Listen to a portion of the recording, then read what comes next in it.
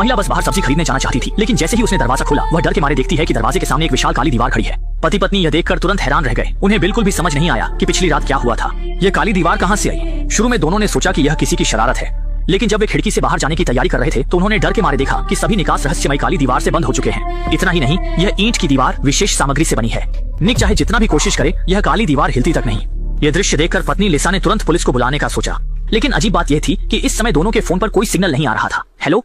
जब वे पूरे घर में सिग्नल खोज रहे थे, निक ने एक अजीब बात देखी। उसने देखा कि जैसे ही इलेक्ट्रॉनिक उपकरण काली दीवार के पास आते हैं वे प्रभावित होते हैं। जाहिर है यह काली दीवार ही फोन के सिग्नल खोने का असली कारण है। बाहर जाने की जल्दी में लिसा ने तुरंत दराज से इलेक्ट्रिक ड्रिल निकाली और बिना कुछ कहे काली दीवार में ड्रिल करने लगी। लेकिन दोनों के लिए चौंकाने वाली बात यह थी कि चाहे वे कितनी भी कोशिश करें, ये काली दीवार बिल्कुल भी क्षतिग्रस्त नहीं हुई।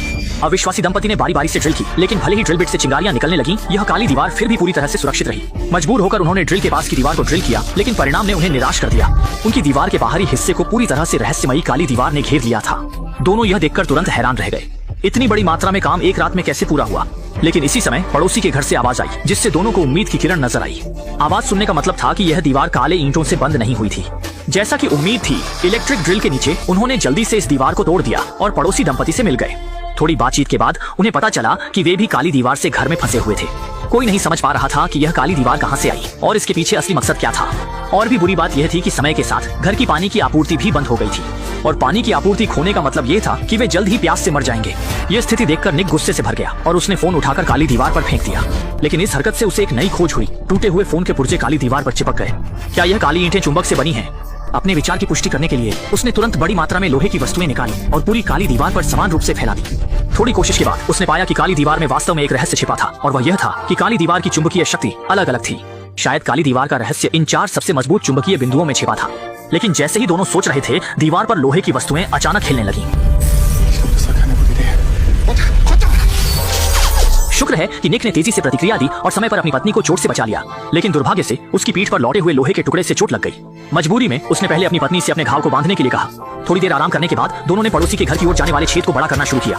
सोच रहे थे कि ज्यादा लोग मिलकर ज्यादा ताकत लगाएंगे। उन्होंने तय किया कि वे वहां जाकर उनके साथ मिलकर भागने की योजना बनाएंगे। लेकिन इस समय पड़ोसी दंपति भी रहस्यमयी काली दीवार के सामने असहाय थे। यह महसूस करते हुए कि वे अब और इंतजार नहीं कर सकते, निक ने चारों ओर उपयुक्त उपकरण खोजने शुरू किए। अंत में उसने पड़ोसी के घर में एक बड़ा लोहे का हथौड़ा पाया।